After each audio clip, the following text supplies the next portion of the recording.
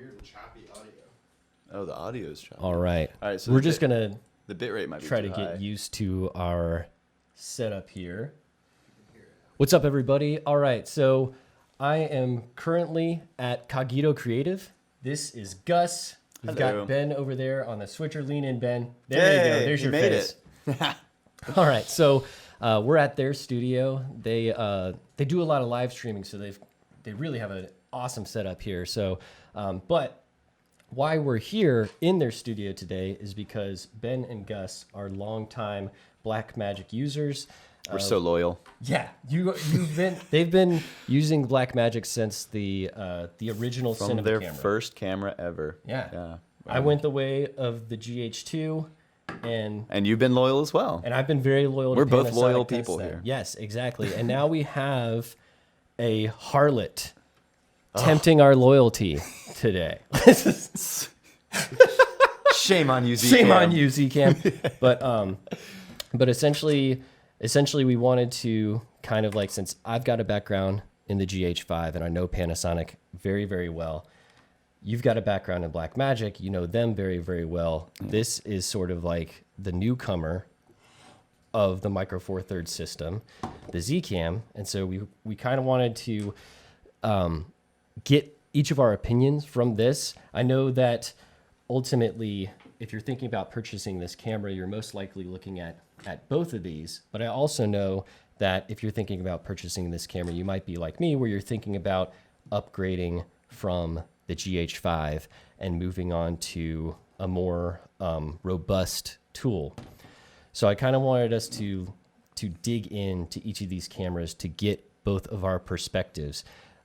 What we ultimately want to look at is, we did some test shots earlier today, went to Pond City Market, filmed around there. We braved the cold. Yeah, we braved the cold and the security guards. You only got kicked out twice. Yeah, you apparently you can't film on sticks on.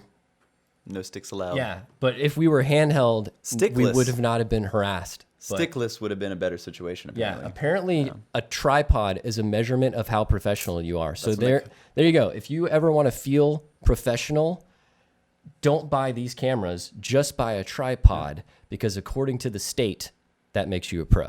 So Phone on tripod. yeah. You're pro. Okay, so what we want to look at is we're going to look at the footage that we filmed earlier today. We're going to go over image quality, but we also want to focus on is ease of use, features, and variety. So kind of like the utility you can get out of each of these cameras. We want to talk more about the true cost of the camera, because you have to keep in mind the sticker price at each of these is deceptive, okay?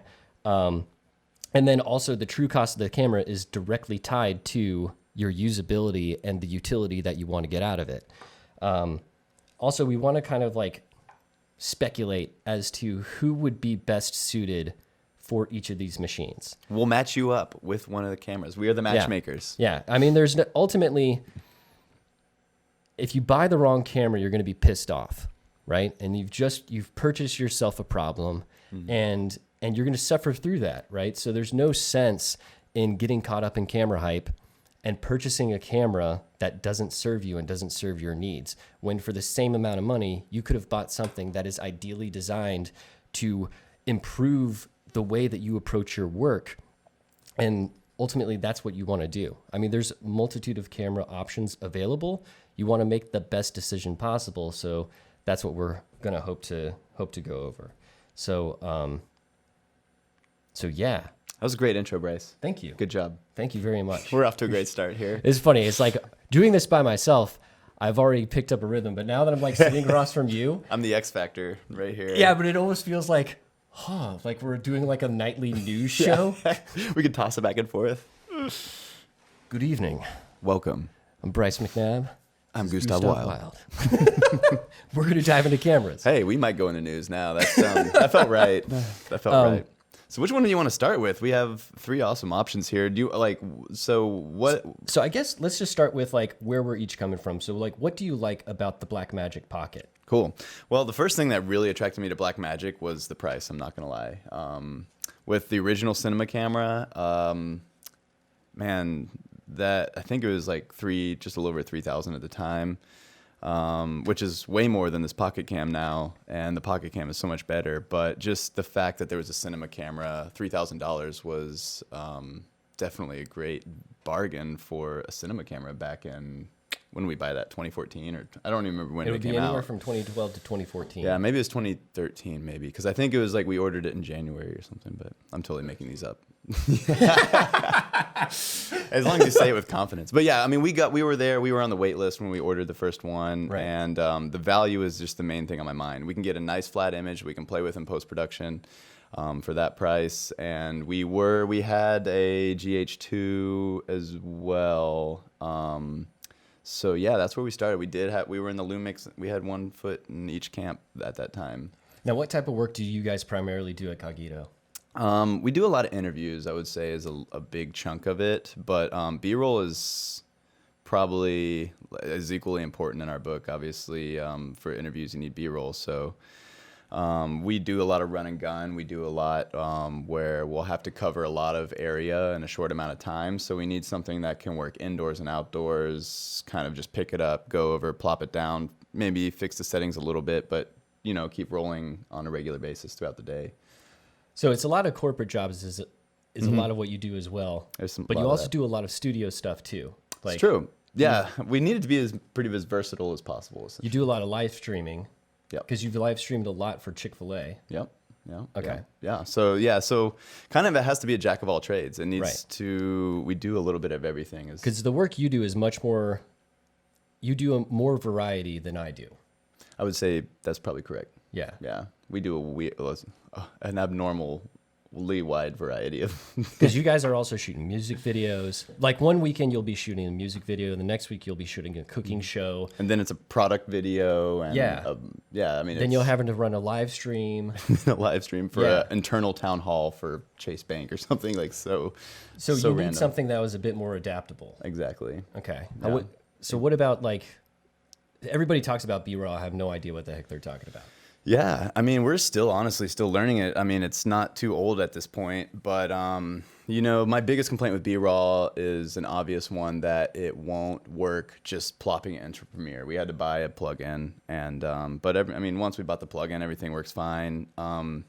We're geezers, so we started on the original Final Cut and then moved to Premiere because it was less of a learning curve from moving from Final Cut and then going to Premiere, right? Because Final Cut X just pissed me off. Yeah, I tried to stick with it longer than you did, but then I made the switch. It's difficult. It was difficult for me to do client work with Final Cut X because doing the amount of changes that you had to keep doing, and then, what if they wanted to go back to a prior revision?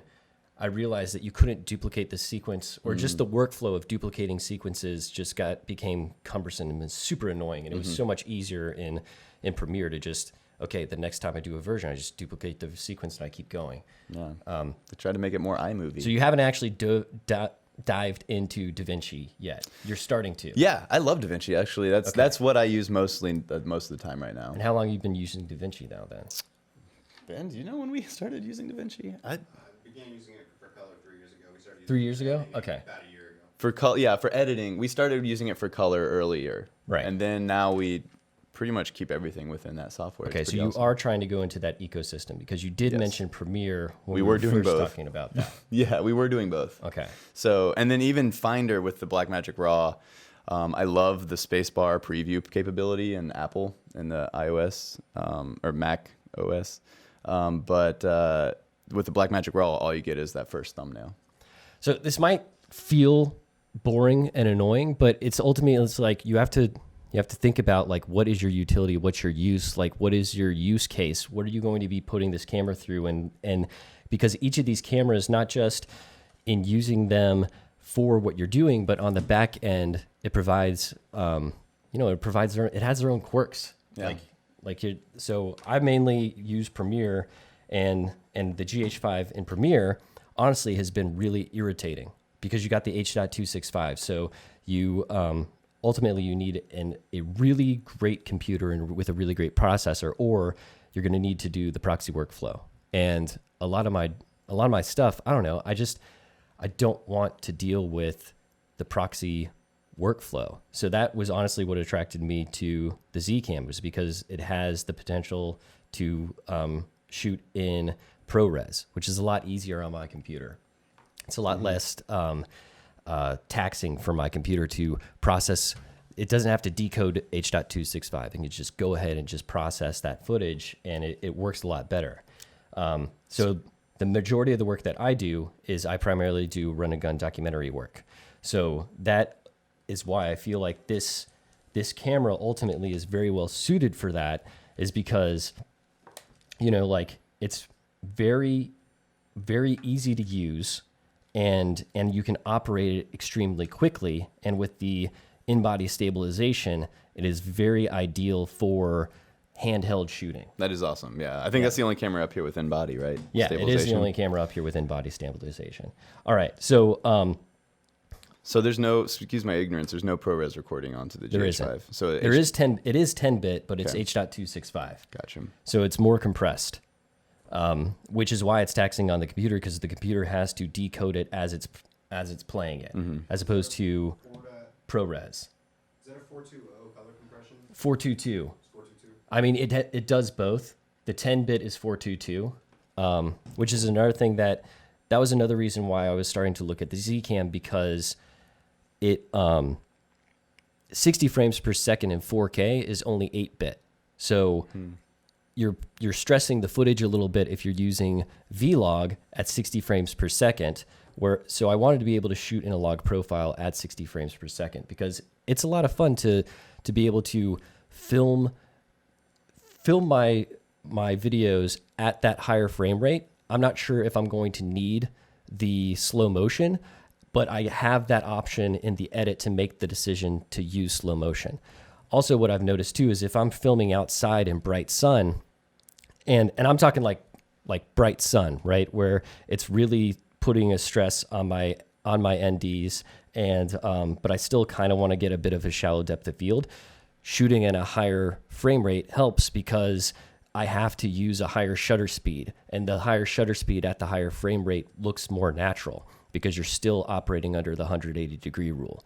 So that, I don't know, that's a sort of like trick. That'll help, your exposure. Yeah, it helps. So the fact that I can shoot at a higher frame rate still in 10-bit was also why I started looking at this camera.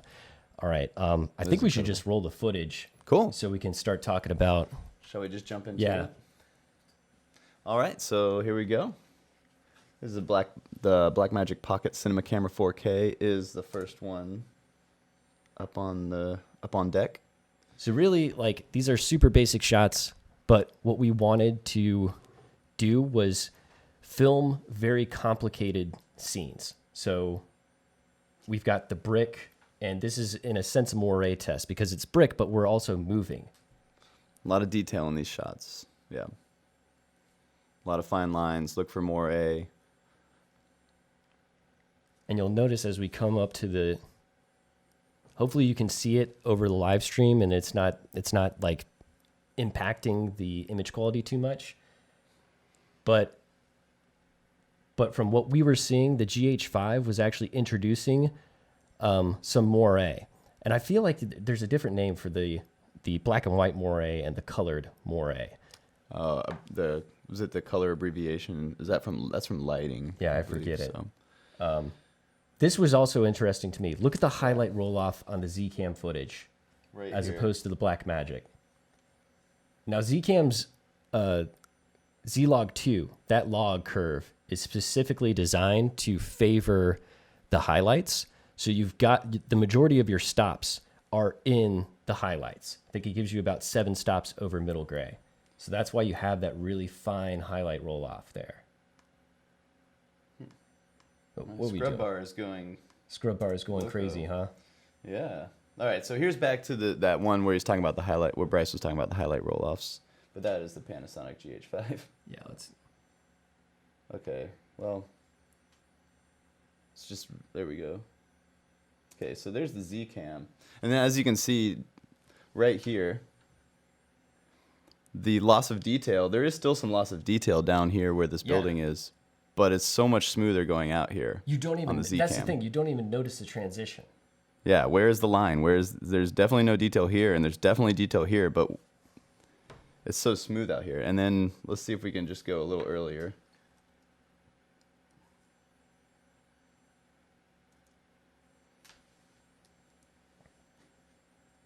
Okay, and there's the pocket cam. And it's a little more obvious. Right about there. There. I feel like it's important to note that we were shooting all three of these cameras were filming at the base ISO. We were using the same lens on all three of these cameras, but you're going to notice that the composition is not going to match up 1-to-1 because we kind of had two different tripods and we had to move really fast. So we're not trying to be scientific. What we're trying to do is expose for each camera just so you get a sense of what the footage looks like. And when we brought this footage into our editor, all we did is we just dropped the standard LUT on top of the footage and then just adjusted the curves. So we just brought down the blacks and brought up the highlights. And that was basically all we did. I took 2 extra steps with the Z-Cam. I just pulled down the shadows and the highlights a little bit, just because since there is so much more information in its log curve that you have to really expose to the right with it, that you kind of have to pull the footage back down so that way it would match the other two exposure wise better. But ultimately that's what we're doing. So you get a sense of where your starting point is with each of these cameras, right? This is not necessarily designed to be a scientific pixel peep on each of them, but it does give you a sense of how are they handling these really complicated shots and where's your starting point with each of them. And this one has some good movement in it with the wheatgrass, I'll call it, even though it's definitely not wheat. Would not recommend baking with that. But my assumption was that the GH5 would do the worst in this specific scene just because of the added compression in it, but it handled the motion really, really well. That was surprising. I think the GH5, this is its best scene today.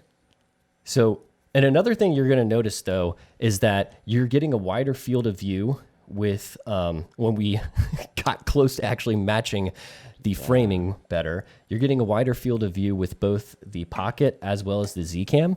That surprised me.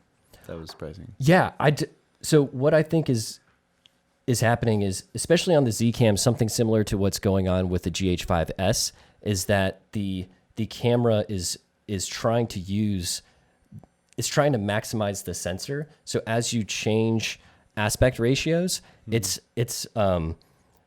changing how much of the sensor it's actually using. So we were filming all of these cameras in Cinema 4K, and because the GH5 has the sensor stabilization, I don't think it does that multi-aspect ratio change. So was the stabilization on today? No, it wasn't on. Oh, okay. But but say if you change from 4:3 to Cinema 4K on the Z-Cam, like if this is the sensor, right? The 4:3, it might not only use like the sides, but the Cinema 4K, it'll then use the full width. Does that make sense? It's like you can't film across the entire sensor plane because you have the image circle going around it. Am I making any sense from the lens, here? from the image circle from the lens? I feel like I have to draw this out. We need a little Pictionary doodle pad for you. So that's the light circle coming from the lens, right? This is what I think is going on with the Z-Cam and why it's got a wider field of view than the GH5. Paper in front of the Z-Cam when you want to show the audience, and I'll cut to the tight shot. Okay, so let's just assume that.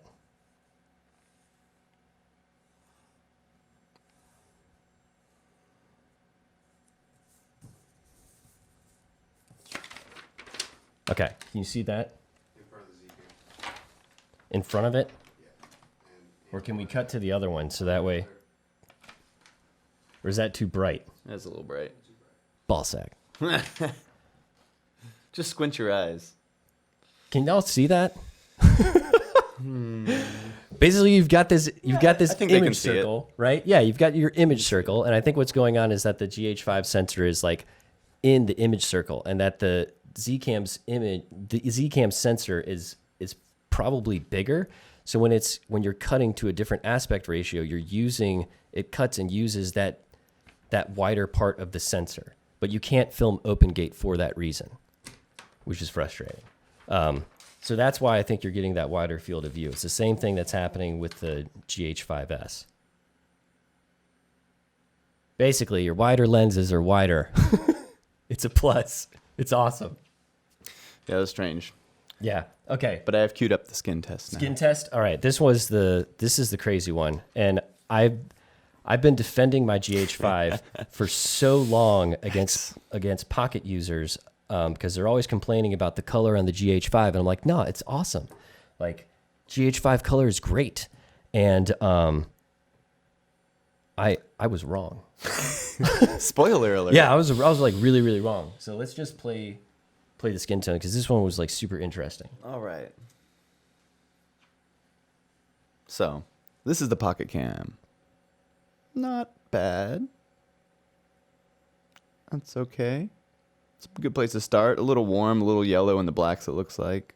Really rich colors, though. Mm-hmm. That looks like a great place to start. Yeah. That Z-cam really blew me away with the skin tones. And just like the blackness of the black background really is more true than the pocket cam, for sure. And this goofball on the cameras. But yeah, I mean, it's... Oh, we'll wait to the GH5, though. Yeah. Here's... there it is. Wow. I ate some radioactive Wheaties this morning. I can't unsee that. That's insane. That's the thing that pisses me off With now. just a LUT, right? Yeah, is that I can't unsee that. Yeah, maybe that by itself. Yeah, I don't know. I don't get it. I still It's like think- you throw the LUT on it, it makes everything colder, and the skin tones makes you look like an Oompa Loompa. I don't understand what's going on. Now I get it. Serious. I'm sorry, anyone that I like argued with about the color being awesome. It's not. official. It's official. And that's the thing. It's like now that I've seen color science didn't matter before until it mattered, which is when I saw it in direct comparison with something with actually great color science, and I can't unsee it now. Like it's there in the back of my mind. It pisses me off. It was an awakening. I was shocked. But okay, here's the thing that we want to kind of jump into, because I still feel like this is a significant, like the GH5 is a significant value for a specific kind of work. And ultimately, your clients don't care about color science. No. If you're a freelancer and running your own company, you're directly interfacing with your clients. They don't care about color science at all. Okay. And if you're not thinking about purchasing any one of these two cameras as a secondary camera for an alternate angle, then you should be totally fine with this camera. Just don't do what I did, which was Compare them. compare them directly. Ignorance is bliss. Yeah, exactly. All right. So now that you've got a sense of what each of these cameras looks like, our favorites by far were both of these. Just Easy. the image quality coming out of these cameras blew the GH5 away. It was just, seriously, it was laughable. But I think when you're really talking about both of these cameras, ultimately you're splitting hairs between which one's the better image. Because at that moment, I feel like they both give you a solid base starting point. And at that point, it's really up to like your color grading skills. Yeah. I mean, this is shooting in RAW, so the flexibility of the footage is more robust. We could have. What is the Z-cam shooting in? So it today? does shoot in RAW. We could have shot in RAW, but I didn't want to mess with it. So we were shooting in 422 HQ with Z-Log 2, just because, from my understanding, that's how the majority of people are going to be filming with this camera. They might not be shooting in ProRes HQ, but I feel like the majority of people are actually going to be using Z-Log 2. So because just all you hear about the RAW workflow is that it is a burden. You have to bring it into an alternate editor before you can then bring it into your editing software. And in the case of the Blackmagic, you have to buy the B-RAW. You have to buy a plugin for that. Right. And it wasn't cheap. It's not gonna break the bank, but just an extra cost you're not expecting. Well, you had to buy a plug-in A plug-in to read the Blackmagic RAW. Yeah, for Premiere. for Premiere. Oh, or 'cause for I guess it's Finder 'cause they or for license it? anything. That Yeah. sucks. This plug-in was free. I didn't even buy the plugin from Blackmagic. What? Yeah, I don't think. Maybe it's because you're trying to like. But it's free to use. If in someone knows a DaVinci, better way. and DaVinci is free with the camera. Yeah, it does work with DaVinci.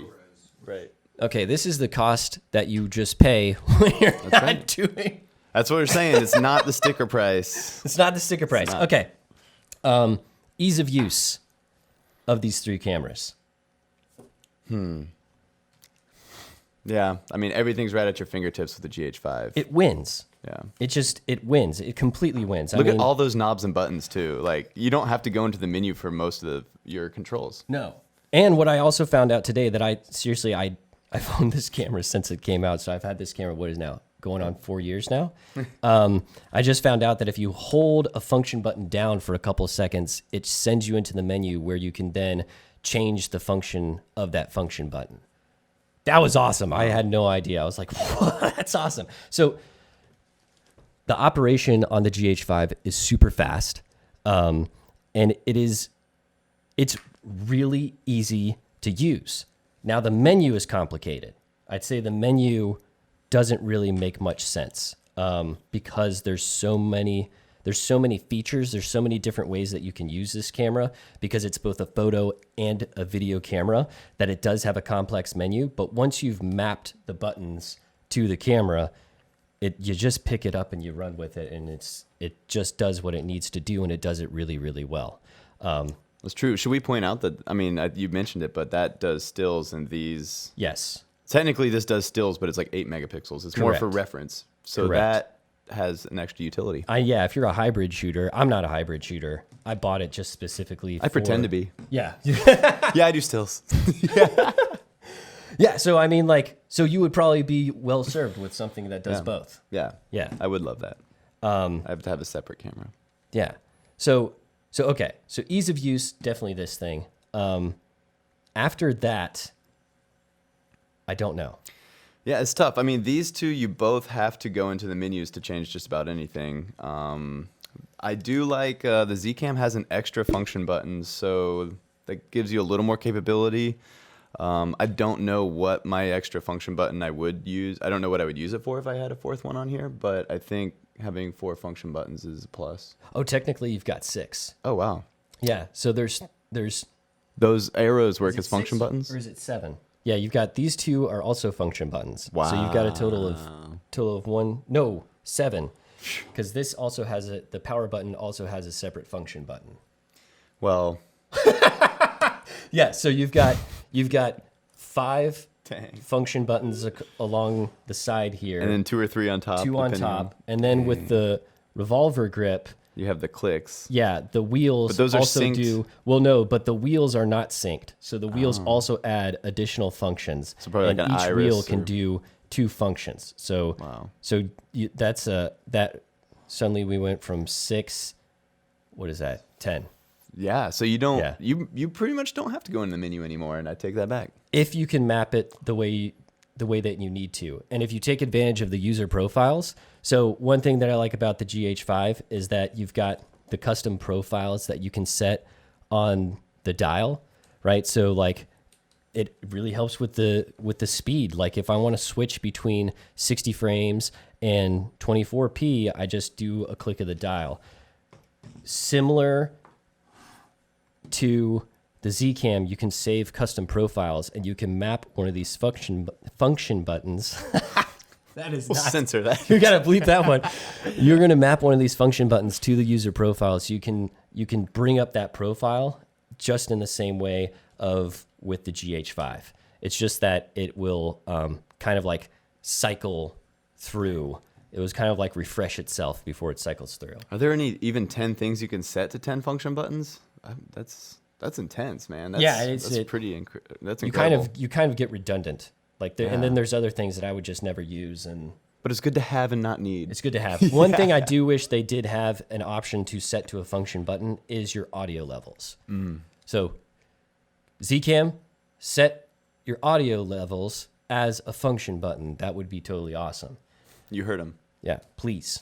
And these both have, was it micro XLR? Is that what that's called? Mini XLR? So you have mini XLR. Okay.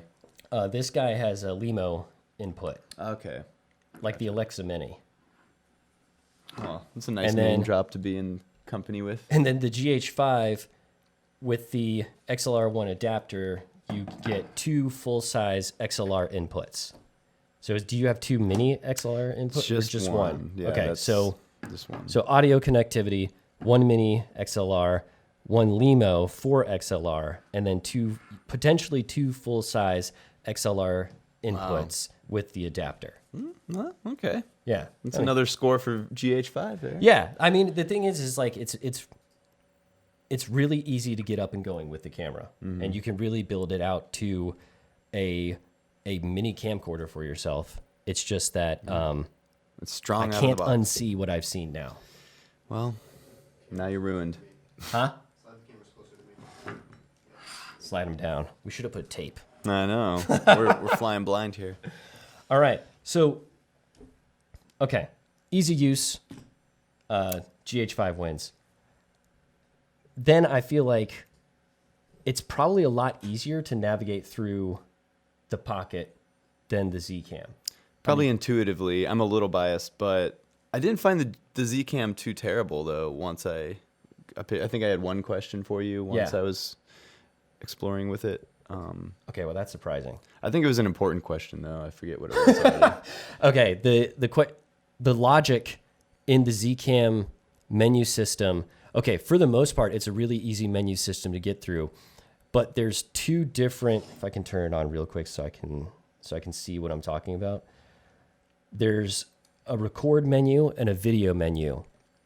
Some things that you feel like, and sometimes I feel like both of the stuff in both of those menus should just be in the same menu because it doesn't make sense. So It's like they tried to make it seem like there were more options than there really were. well, no, it's just Like like breaking them out in different you menus. pick your resolution in the record menu and you pick your frame rate in the record menu, but in the video menu is where you pick your encoder. Yeah, video and record could be the same. And it should be in the same thing because people get really frustrated because they try to pick a specific frame rate or they try to pick a specific Like codec or Codec. something. And then they think like, I cannot switch my codec? right. Because They it try should to be pick right a below the specific frame rate. resolution, but they can't film that resolution at that codec. They've improved that with the newest firmware update by allowing all resolutions to be filmed in Oh, nice. ProRes. But But they're there's still varying separate degrees menus. of ProRes that you can film in, and you can't film everything at the same quality. So those 2 things, that's the logic that doesn't really make sense in the menu system. But other than that, okay, cool. So And I do want to give a shout out to this giant screen on the back of this camera. Exactly. There's no battery in here at the moment, but look how big this touchscreen is. It's quite large.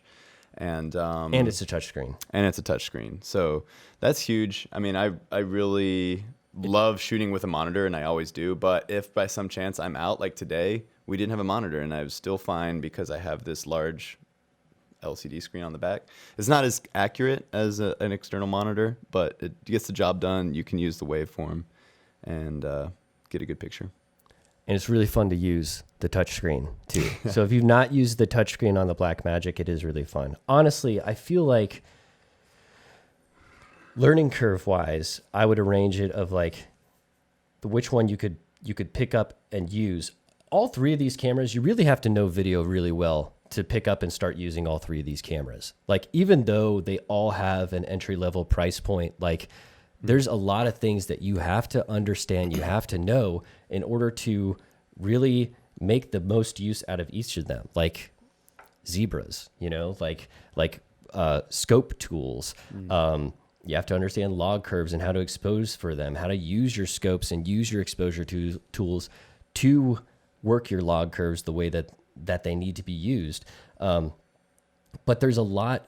They're all very robust in the features that they offer, but usability wise, I feel like the GH5 is like totally wins, and I would probably put Blackmagic just a hair above Z-Cam.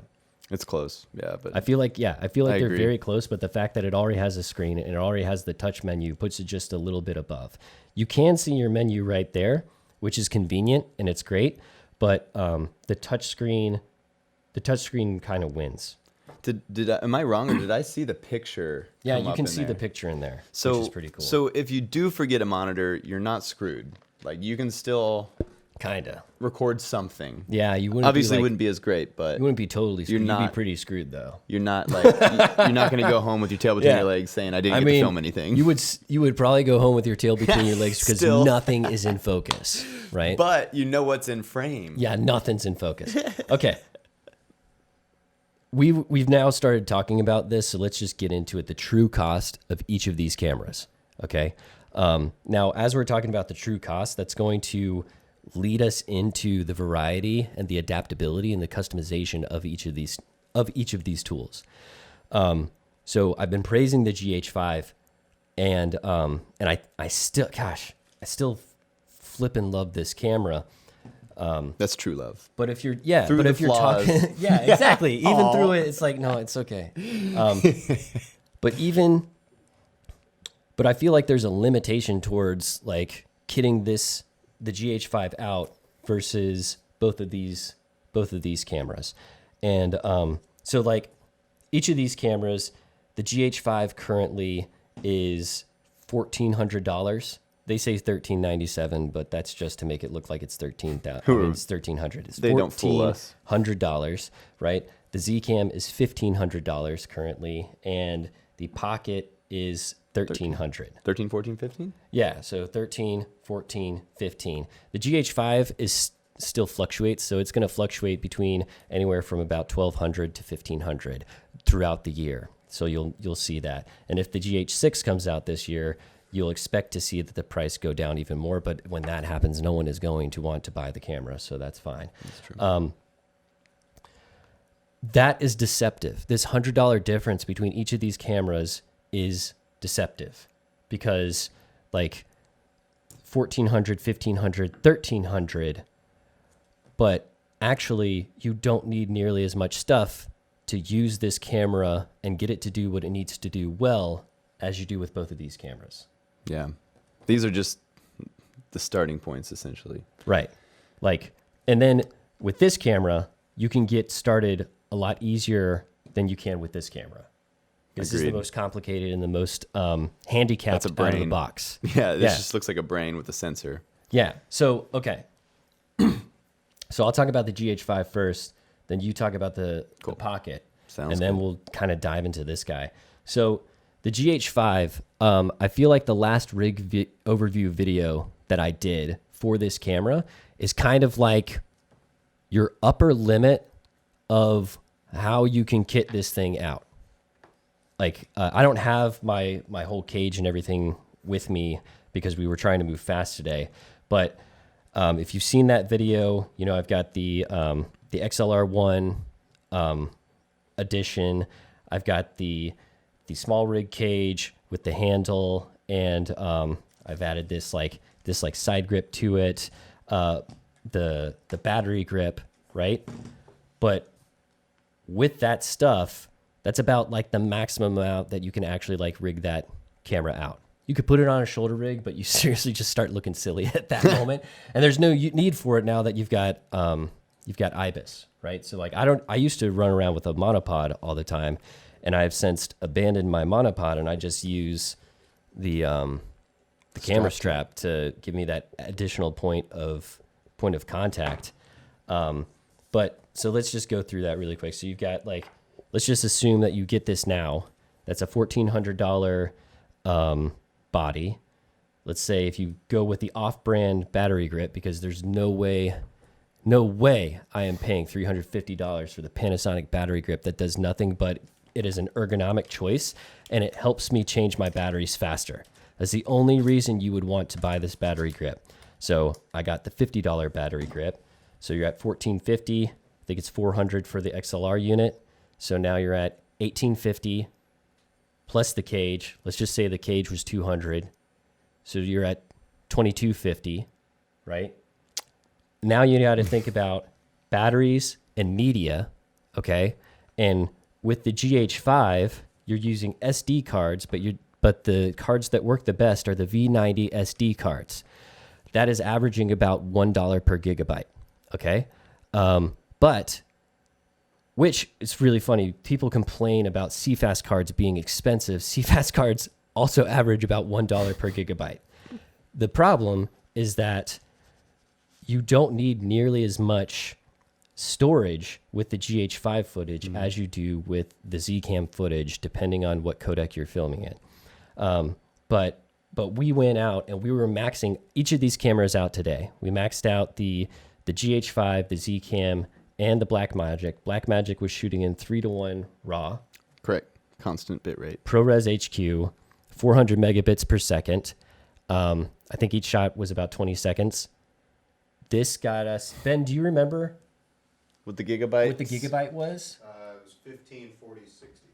Okay, 15 gigabytes. We shot here. Jeez. 60 was Blackmagic, right? Okay, 40 gigabytes on the Zcam and 60 gigabytes on the Blackmagic. If you weren't shooting in RAW, The 60 was the only true raw. you weren't shooting in RAW. And I was not shooting in RAW, I was shooting in ProRes HQ. So that's 15, 40, and 60 gigabytes. Okay? So you're paying, what is that? Quadruple?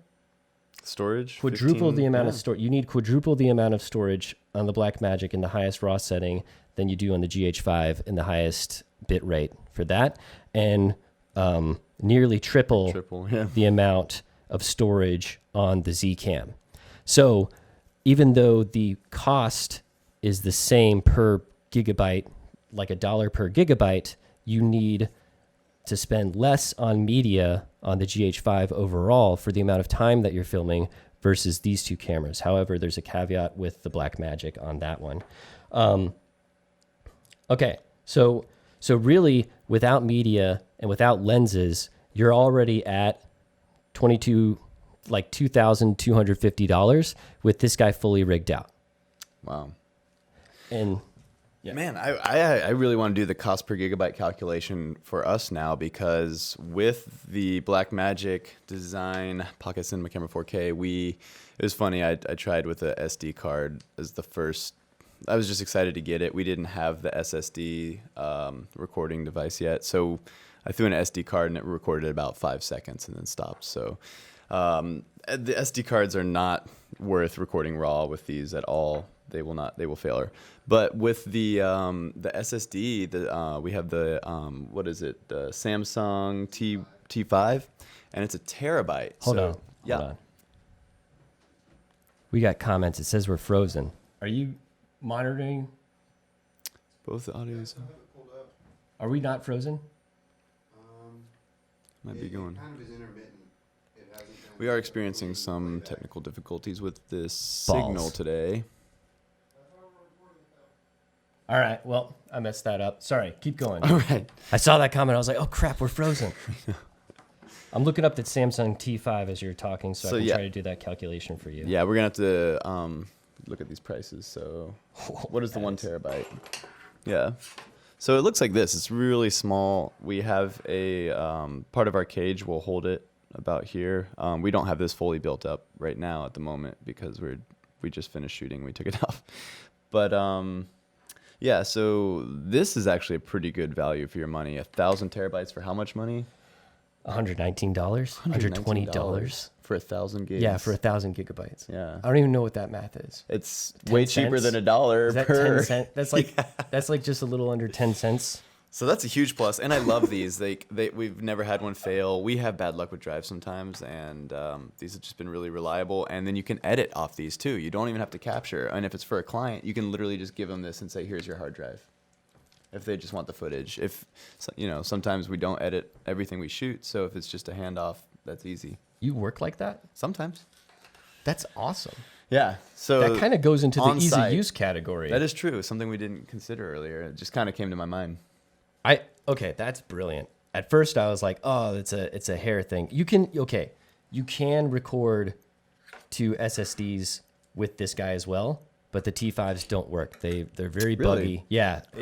You can't buy T5s with this thing. So you have to get a more expensive one, or is that it? I think so. Yeah, but if we're talking like 11 cents per gigabyte with a yeah. I mean, you can't beat that. SSD, like It's crazy. Jesus.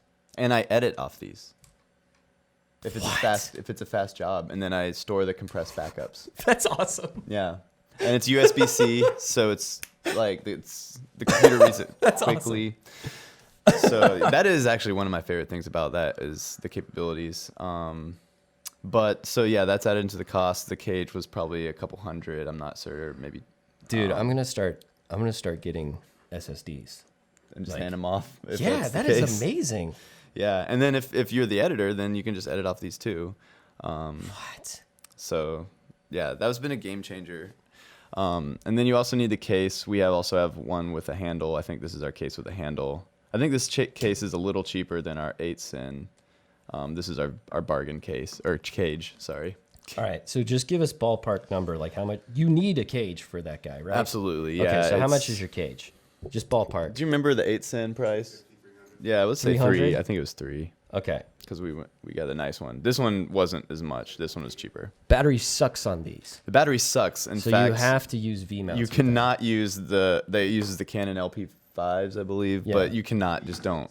They last less than 20 minutes. And I've been starting to now look at V-mounts because now I've been digging more into rig culture, and those are not cheap. No, I mean 325 was like Switchtronics are 325 or something. Oh yeah, they're about 300 each. Yeah, so Okay, so and you gotta. I mean, we have many of those, but you need at least probably 2. I mean, one will work if you're not going to shoot more than a couple hours at all a right, time. so we're gonna say 650 for batteries. Yeah, so you need a couple batteries. Do you guys use monitors with those? We do. We have actually this Blackmagic Design Video Assist right here, which is our little preview monitor. But this Video Assist is, how much was this? 500. We'll call it 500. We'll correct if we're wrong. I love how they're hesitating at every single price point because they could feel it. I'm like making them feel how much they've spent on this. oh my They're like, no, it was $1,300. We bought it over time. It was $1,300. Like, wow, we have expensive cameras. I'm thinking. Yeah, I'm actually gonna have to ask Ben on every single price point because But that's the thing. If the sticker price lies to you, and if you run out thinking, oh, it's just a no, it's not. What You're a deal. buying an ecosystem. Like, you have to budget appropriately and know that it's never the sticker price. Just assume when you're buying a camera that what you're going to end up spending at least twice the sticker price of that camera. Just assume it, and then your life will be less frustrating. yeah. So, And I want to go ahead and confirm that you do need a monitor for this, such as this Blackmagic Design Video Assist, because, like I mentioned earlier, this LCD screen is great, but it is not accurate. It's doesn't provide as much contrast as a regular monitor would, so you think you're getting a flatter image than you are, and you're really not. And the colors are not as accurate or saturated. It's just everything's a little more muted on this screen, from what I've learned. okay, now kitting out the GH5 with all that stuff, because it has IBIS, like I can literally like with how I usually have it rigged out, I use it like that. That's how I use it. Like I just could walk on and shoots like that. Can you use this thing if you've got the battery and the monitor and everything? Do you film handheld with it? Yeah, I mean, Or do you need an additional rig to make handheld to help you shoot handheld with the thing? this one in particular came with the handle, and that really helps because I use gravity. Okay. I let gravity help stabilize it. Otherwise, yeah, we don't usually like shoot like this. Like we have a shoulder mount rig, we have the glide cam or the slider. Those are our go-tos. Okay. So So- let's just, if we make it easy on someone, the shoulder mount rig. Shoulder mount, probably. What's that? About 150. Yeah, we went really budget on the shoulder mount because I was like 150. because there's no moving parts There's on it. There's no moving parts. It's literally. All right, hold on. So we're maybe we looking could- we're looking at now. I'm sorry I'm doing this to you. This is going to just make you like so pissed off. Plus, they're going to appreciate it though. That's so- right. You got to learn from everyone else, so from everyone's mistakes. Not that this was a mistake. I actually really love this camera, but yeah, Okay. there's a lot more to it. All right. Can they see that on that angle, are we Ben? at Do I so got to go far? that angle? What are we at so You're far? at just under $3,000. Okay. You're at $2,900 to get the Blackmagic Pocket to where it needs to be to operate the camera.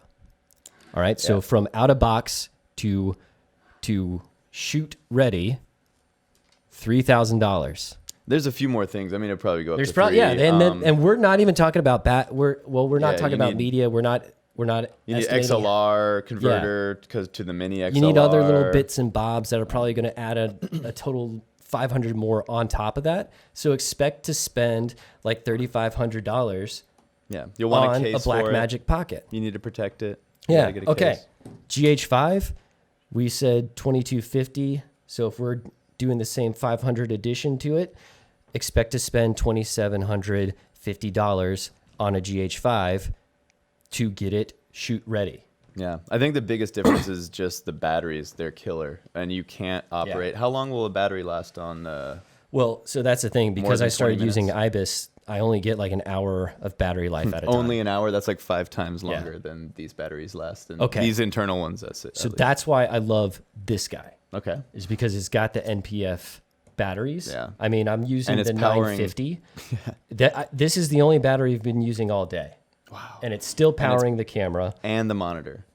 and the monitor. Wow. And it's the fun thing about this battery is it's almost like an intro to V mount. It's like a beginner V mount because it's got a D tap Cute. off the top of it, right? Which helps it be. I mean, that's just Yeah, you can tap in. yeah, that's awesome. So, and it's been really convenient because this is a heavy camera compared to this guy. They're very similar. I'm going to say heavy. You're going to be thinking, "Oh, it's really heavy." No, it's like they're very similar in weight, even with all this stuff rigged out on it. But it's nice to not add additional weight if I don't need to. So to be able to power everything from one battery is really cool. And the fact that you were using this with powering both is unbelievable because of our big $350 like if you power the Blackmagic Video Assist monitor and this camera, the battery won't last an hour even. It won't. What? Yeah.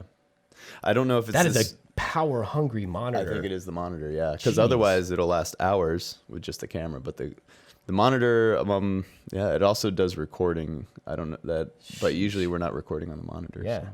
Oh my gosh. Okay. So basically what we were saying was like $3,500 for the Blackmagic. You're going to spend almost $3,000, so $2,750 for the GH5. All right. This is where you're going to get hit. It is. It's where you're going to get kicked in the pants because you're going to be looking at this price point of $1,500, assuming that, oh my God, it's a $1,500 camera. And oh gosh. So, okay. The brain and the fact that it is a brain style means that you need more stuff than both of these. Okay. So, the benefit is that my batteries are way cheaper than yours, but So your that's a plus. media tends to be way less expensive than mine. So give and take. Yeah. Okay. So the body, $1,500. The revolver grip, I want to quote this accurately because I think it's, We're about facts here. yeah, I think it's 300 or 350. Let me,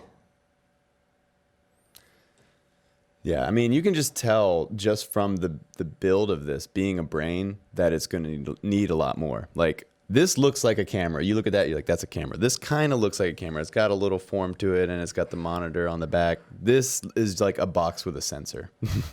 350. All right. You put the cage on it. Okay. Cage is 100. But plus the other bits and bobs, like you need a handle that's probably, so cage, maybe that's probably like 50 or 70 bucks. Right. So let's just say 175 to round it up. The monitor, this is the Field World monitor. Let's just estimate 150 for the monitor. You're going to need a better one than this. This is only like 500 nits. It's a little difficult to see in bright sun. As a 4K monitor, it's like really great budget solution. But what did I say? 150 for the monitor? Mm-hmm. Okay. And in this current configuration, you're actually ready to go like this, like with the grip. I put a lens on this thing, like Usable. Yeah, it's usable like this. I might want to switch my neck strap from here and mount it to the cage, This cage actually does have neck strap holes, so that way I can get a better 3 grip points on it. of- Yeah. yeah. But I may have to go back to my monopod setup with this because it doesn't have stabilization. But with this amount of weight, it starts to hold its own, but probably go back to the monopod thing. Where are we at? Oh, the other thing, batteries. I think this battery is like between $20 and $40. Are you joshing me? No. Oh my God. It's okay. I felt it with your media. Okay.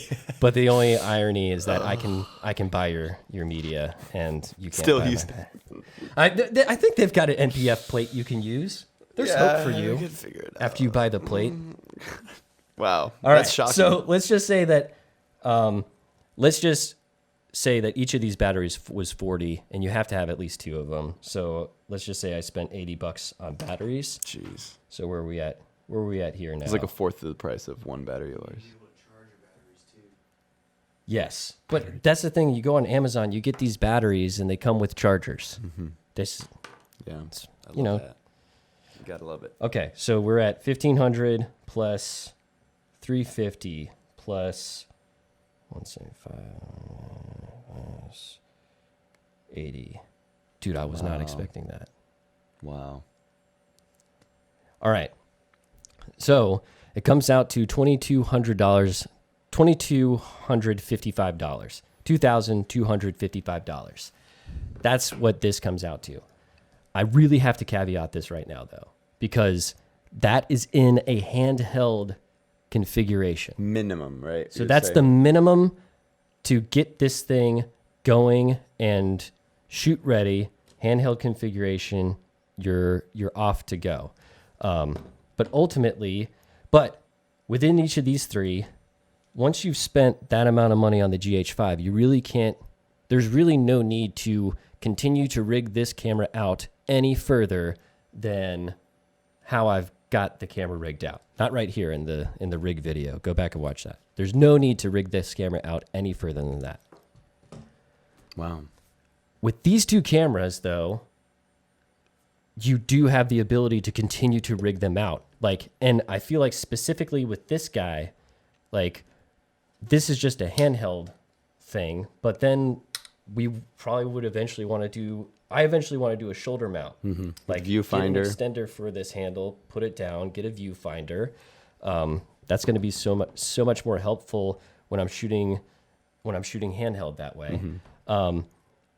So then that requires that I buy 2 different rig configurations. Because once you get into rig culture and you start buying rigs, it kind of becomes like this money pit, right? So, dude, I was not Goes expecting the GH5 to be more No, money than that thing. That was a surprise. But I think What was the GH5's final price? what we did talk about, though, is we talked about you're adding the XLR audio thing to the GH5. We didn't talk about audio solutions for this camera. So that's going to start adding up. Because currently I'm considering, if I'm moving up to the shoulder part, getting Beach Tech has these really interesting audio interfaces that take power from V-mounts. So they're designed to work with the Red camera or the Alexa. They're also expensive.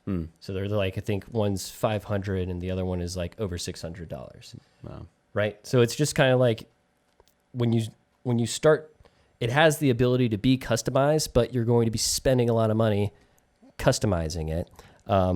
Once you've customized this thing, you've almost hit a ceiling. I feel like with both of these cameras, there's really no ceiling, and customization wise, I would say that this camera is much more able to be customized just because of the form factor. The most customizable. Yeah. It allows you to put it in situations that this would be awkward in. Very true. If you're trying to car mount it, or it's going to be easier to put this on a gimbal. It's more compact. Yeah, this is easier to put on a drone. And then, and also what we've ran into, with the Ronin in particular, some gimbals that we've used with this 4K pocket cam is it's so wide. It's so wide, and it's given us problems with that, with balancing. We figure it out, and there's extenders for the gimbals, but you can't use like the default settings. You have to get the extender. Actually, that's something that you might be of interest to you. If we look at the body size of each of these cameras, the Pocket actually has the largest body size. Keep in mind, I've got the battery grip on this, so that's not it's normal. giving it an abnormal amount of height. Same with this guy in its rig, but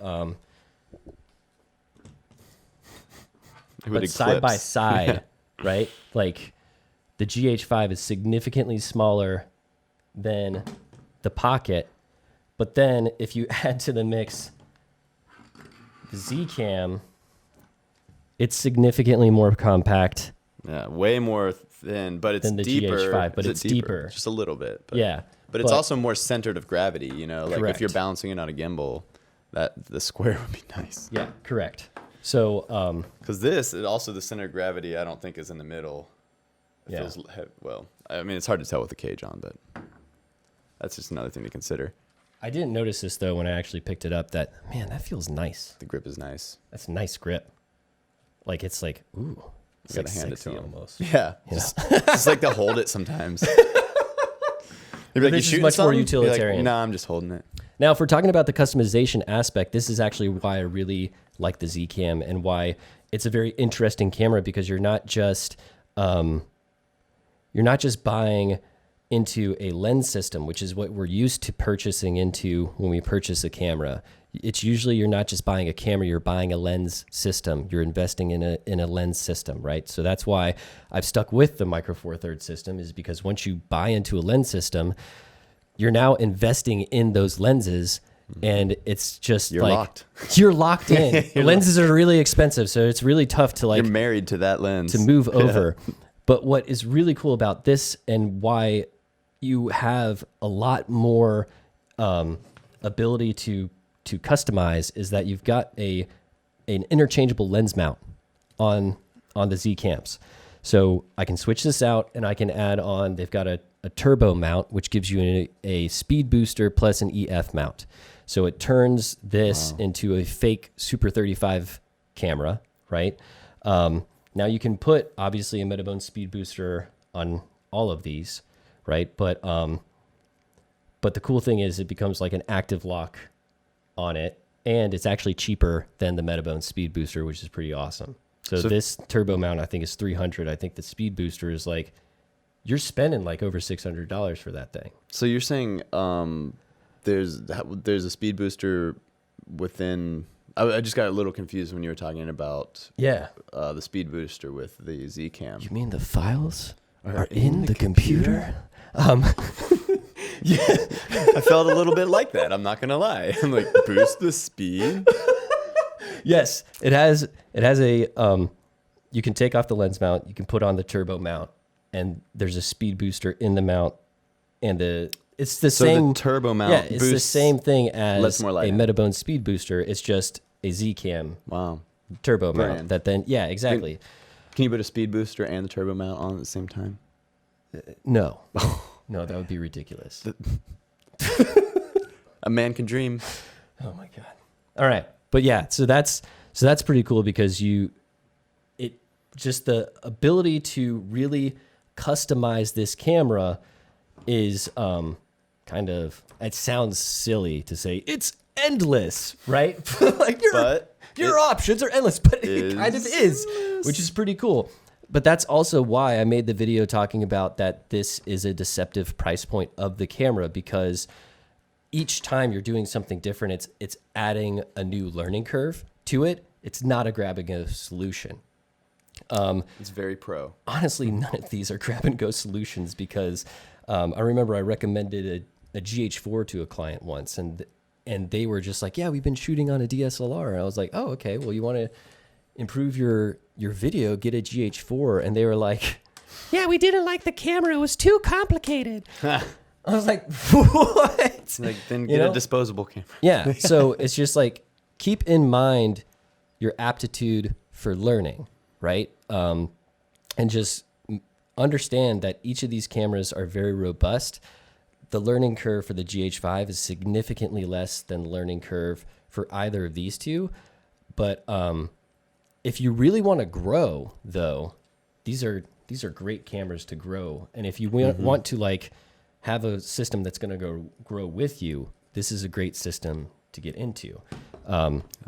Also, because they have 3 more models: Super 35, full frame 6K, full frame 8K, and all of them have the same body dimensions.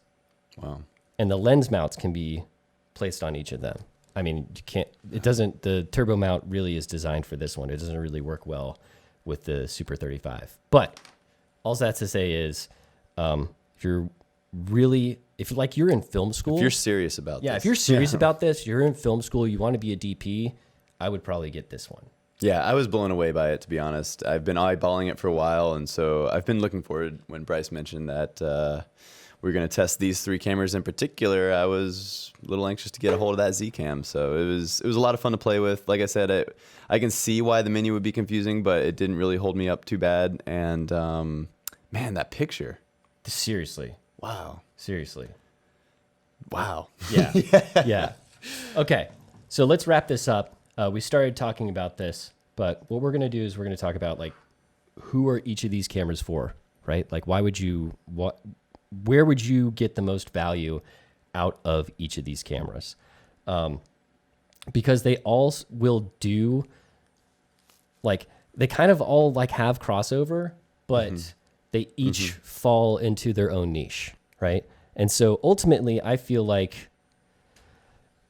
if you're doing a lot of run and gun work, okay? Like, and that is the majority of the stuff that you are filming is run and gun. So if you're a wedding videographer, I was about to say weddings. Yeah. Perfect. Weddings, like this is primarily suited for the majority of work that I do.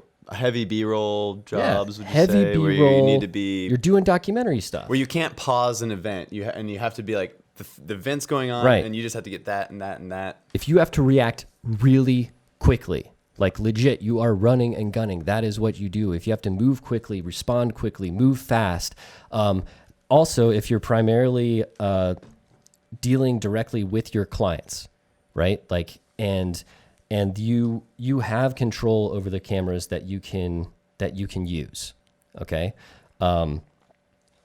just get the GH5. You're gonna love it. It's gonna be awesome. It is designed for you. Seriously, it's designed for you. Hopefully, you can unsee what we saw with the skin tone. Ooh, so, like, I can see the argument creeping up in people's heads of like, well, if I'm primarily doing documentaries, then that means I'm primarily shooting interviews, which means I need a camera that gets skin tones really well.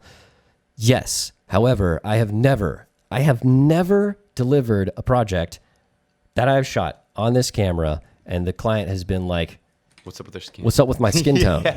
Why am I glowing? Yeah. Radiant. No client says that. Radioactive. No, because they don't care. Yeah. Right? And so if they're not as picky. They're not picky. They just want the video to work. They're not as picky about production value. Now, if I have an angle that's a little too low and I give someone double chin, then they're picky. They hate that. Like I said, they're still picky about They hate things. that. Yeah. That's not good. But skin tones, dynamic range, they don't care. Yeah. This camera crosses that threshold of good enough. You can fix it in post.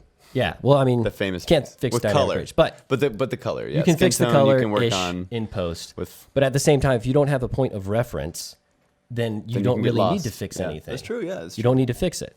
There's nothing to be fixed really if there's no point of reference. And to back up the run and gun aspect is all those knobs and buttons on there. This one has maybe like 10 buttons or less. That you have the access at your fingertips. You don't even have to go into the menu for most of your. You don't even need a monitor, like, because you have the robust monitor screen as well as the very awesome EVF. Like, you don't. Yeah, this rig with our monitor, everything starts to get really heavy. Right. So, and then the thing is like, there's also the lie is that you're more professional with these two cameras. That's the lie. Okay. Ultimately, you're more professional by getting your work done faster and more efficiently. And so get the tool that's designed for you. Right. So if primarily all you do is run and gun work, wedding videos, documentary style stuff, get this camera. Okay. Amen. Who do we think that one's for? I mean, I want to say my first instinct would be this is kind of a happy medium between these two cameras. I don't know if you agree with that, but essentially this one does, like I mentioned in the beginning of this review, that we do a lot of run and gun. So we still need to be able to be flexible with that. And so especially with this handle on top, like I said, I let the gravity do the weight. And yeah, it still has a few function keys. We type in our 3 favorite function keys. We only have 3 function keys, but the ISO, shutter, and white balance are available right up here.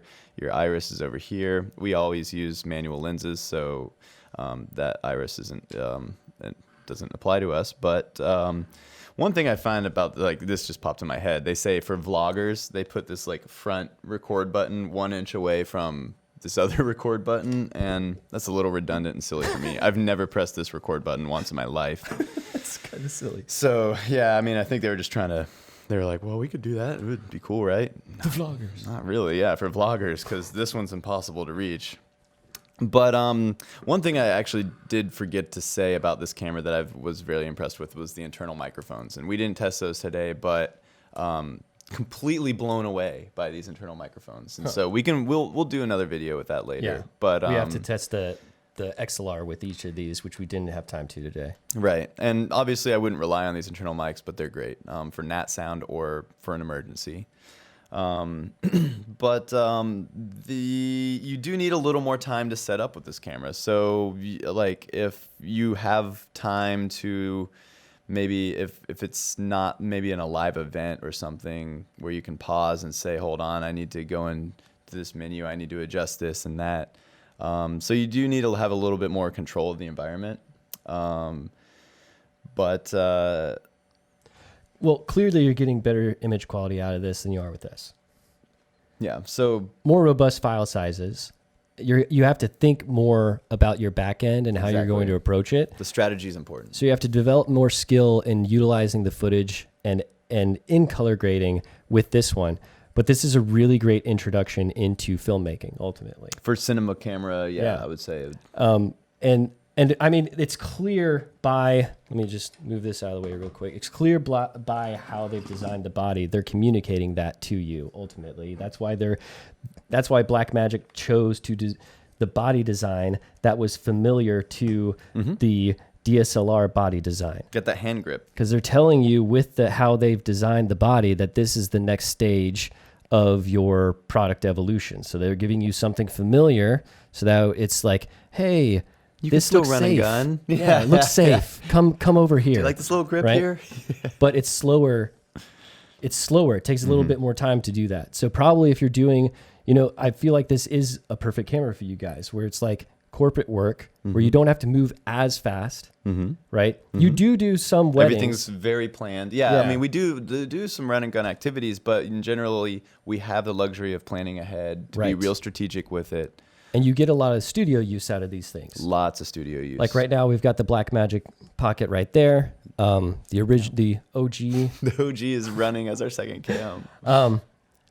So it's like if you have more variety of content that you're creating for your clients. Yeah. If you're not just pigeonholed into run and gun, if you got more variety, then versatility. Yeah. And if you still have an eagerness to learn and you want to grow more, you want the flexibility of B-raw, right? Like, and then that would be a good camera. And I feel like the learning curve with this camera is fairly okay. Yeah. Like, it's not complex. Like, you can just like get into it. The learning starts almost like at the back end is then when you're really starting to dive into it. But I feel like it's a very approachable camera that, not to insult you, like it's a good one to learn on. Yeah, absolutely. Yeah, with a tremendous amount of value too. And the menus, I didn't really touch into this as much, but it's with the touch screen, it's very intuitive. Unlike the Zcam, I feel like they're the separated into the different tabs are very intuitive. You can just swipe through. It's a lot of the adjustments have to be done in menu, but they make it easy. So let's just go back over this. Solo operator, run and gun, you would be very, very well served with this. If you have a small production company, right? And you have a variety of clients. And a variety of projects, this camera could still do that. We're not saying that That's true. the GH5 There's can't so much do that. overlap. There's Yeah. more overlap than probably But difference, would you say? this camera would start to become more ideal, especially if you're trying to move your production company more into like artistic, like music videos, short films, stuff like that. Good choice. Yeah, if you're wanting to storyboard every shot out more, where you can plan and envision it, and then this would be like see what you see and capture. This guy. Okay. So like it's Where to almost like begin? that next step, Yeah. right? It's almost like It's a scale. I feel like who would most benefit from this camera is if you're studying to be a DP and you're in film school right now. Yeah.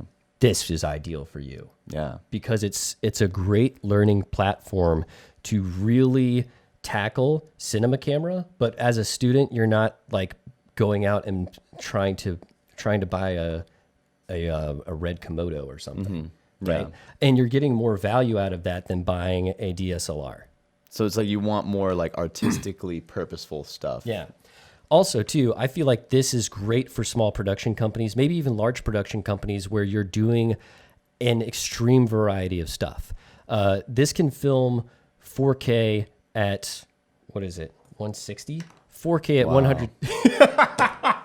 That's 100 frames more than our cameras can do. So this can film 4K at 160 frames per second. So if you are doing a lot of product video, if you're doing a lot of like right down the hall, there's Right Media. I feel like they use these robot arms With to the Phantom. yeah. Like this would be great if that's the type of stuff you're doing. Yeah. Very intricate, detailed Yeah, work. if you're legit doing like more robust commercial work where you have a need for a lot of camera bodies where you can rig them up in specific situations so that way they can do certain things, but you want a consistency of look across the board, this is perfect. It's perfect for that because you can put this on a drone, you can rig it up to a car, like you can put it on a robot arm, it easily fits on a gimbal. The form factor makes it so ideal to put it in a different type, any type of situations that you want to use it. The learning curve is very steep. This is the price tag on this camera lies to you. This is not an introductory camera. You really have to know. Do they sell a pack of like ready to go kit? Like There's an opportunity for them to. or is it going to scare people away? Do you think they didn't They're want to really show focused- that there is? From what I'm gathering, they're really focused on product development and trying to continue to be more and more innovative, and their customer service is basically at the Facebook group. Okay. Huh. So Wow. there's a lot of opportunity. They're a small team. There's a lot of Yeah. opportunity to create ways of easing that introduction to the camera. I don't think they have the capacity to do that right now. Okay. They're just like they're growing. They're growing. Yeah. Right. So it's like their way of trying to do that, of making an effort to do that, is they've got the Facebook group, and they really need to lean on their community to provide those answers. But so I did say though that this would be a great student camera, but that's because as a student you have that student mentality, and you're in that environment where all you're doing is learning. Hungry to learn. You're hungry Yeah. to learn. So even if you're not in that student environment and you have that hunger and you have that flexibility in your schedule where you can really dive into the camera, this is an ideal camera for you. Like, it's probably going to take me a year to really work my way around this camera. Like, I run my own business. I have a wife and a 2-year-old, right? And so the amount of time that I have to like spend really getting into this Limited. thing, fairly limited. So like I've owned this now for 2 to 3 weeks, and I'm scratching the surface with this guy. But it's like, what is your need and what is your use case? If you have a lot of different variety of needs, you're mainly in a studio environment, or you're a film production company that does a lot of commercial work, and you have a need for a lot of different cameras in different situations, this is a steal. Yeah, that's This is a steal. Even with the brain, that price is just It's ridiculous. shocking. Because if you look at, and that's the confusion of it being at this price point. People are comparing it to these cameras, and it can be compared to these cameras. As you've been seeing, they all do very similar things. But if you look at this and what it can really offer your company, and you're actually comparing it to a Red or an Alexa or a Mavo, right? Like those cameras are brain cameras. If you're comparing it directly to another brain camera, dude, this is a no-brainer. Nice. Hey, he's funnier than he even knows. Oh my God, that was like a dad joke. Yeah, you should tweet that later. That was awesome. So, well, you're a dad now, so Yeah. it's appropriate. yeah, if you're just getting started, this should not be your starter camera, unless your environment allows you the opportunity to fully dive into the camera and fully learn. Then yeah, but if you have intermediate understanding, you know, if you're competent, like we can easily run with this camera and do fine, you know, like you can pick up this camera, you can rock with it. Yeah. I mean, I felt comfortable with it today. Yeah. And so it's just like, I'm still learning about it, but I can utilize it. right. But like where we were at when we got a GH2, I would be overwhelmed. very overwhelming. Yeah. I would probably be pissed off. I'd be like really pissed off with this camera if I got this as my starter. No one warned me. Yeah, I would be mad that no one warned me, and I would write a negative review. And that's why people are writing negative reviews about these things. They're pissed off. They were not prepared. They were not prepared. Okay, cool. So I've apologized for the video feed and for the garbled audio. We will fix that. But thanks for hanging in because Pushing through. We still Yeah. had viewers pushing It looks through. like They're you like, guys I are- can't see or hear anything, but I'm going to keep going. But I'm entertained. All right, good. But thank you so much, everybody. It was a lot different than my usual live streams. So Gus, Ben, thank you guys for letting us be here and do it all the enjoying time. time in the sweet looking studio. We're like official YouTube now. We've got the colored lights in the background. That's official right. YouTube status.